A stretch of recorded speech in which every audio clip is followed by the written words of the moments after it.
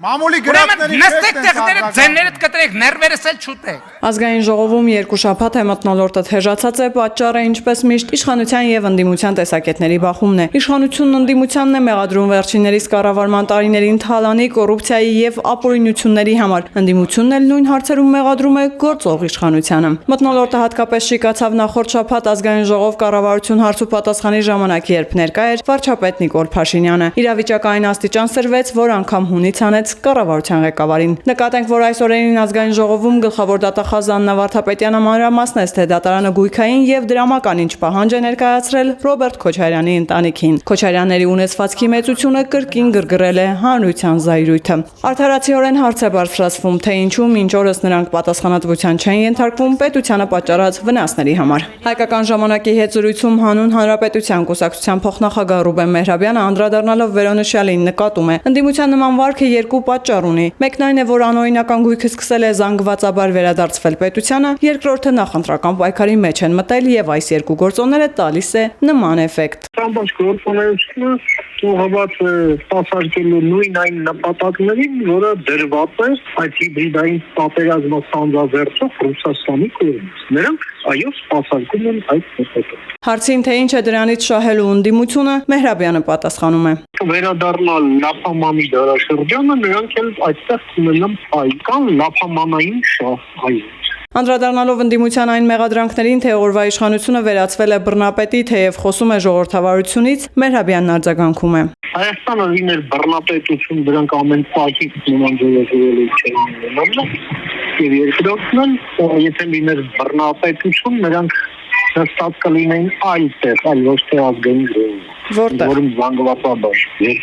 որտեղ բռնապետությունների ժամանակ նման անբռնազբոս խոսացողները հայտնվում են իրենց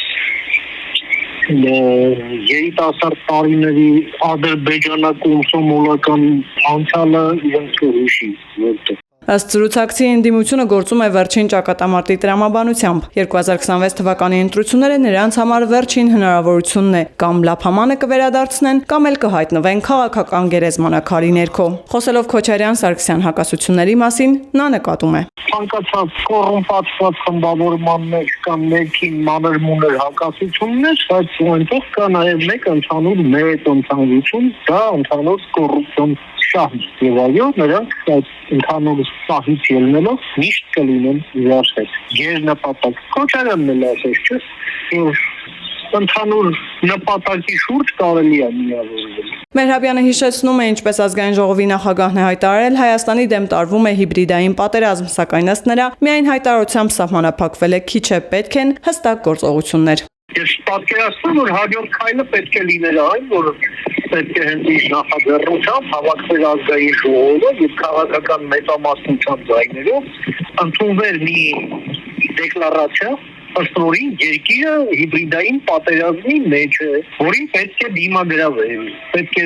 դիմել դեկլարացիա հաստատագրված քաղաքացիներին, որովհետեւ քաղաքացիների մոտ կա անտերության մի որոշակի զգացում, այնպիսի զգացում, որ իբր արձանագրվում է, որ հիբրիդային պատերազմ, բայց այնուամենայնիվ քաղաքականությունն այն է, որ գոյակցենք այդ հիբրիդային վտանգի հետ, եւ մարդիկ ասում են, դե մենք գնանք մեր հարցերը լուծենք։ Եվ արդյունքում դուք ստանալու եք մի, ասենք, պայմանական վարդանիշ, այն էլ արդեն այս անգամ այլ տեղում կամ համապետական մասշտաբում։ Այո։ Կուսակցության փոխնախագահը ամփոփելով ասում է, այս ամենը կշարունակվի, քանի դեռ խորհրդարանական ընդդիմությունը դուրս չի դրվել քաղաքականությունից, քանի դեռ Ռուսաստանը չի կորցրել Հայաստանի իրավիճակի վրա ազդելու լծակները եւ այսպես շարունակ։ Վերջինս ընդգծում է, մինչեւ 2026 թվականը թե իշխող ուժը, թե առողջ ընդդիմադիր ուժերը պետք է անհոգնել աշխատեն խորհրդարանում ներկա իրողությունը փոխելու եւ որոշ ուժերի ներկայությունը բացառելու համար։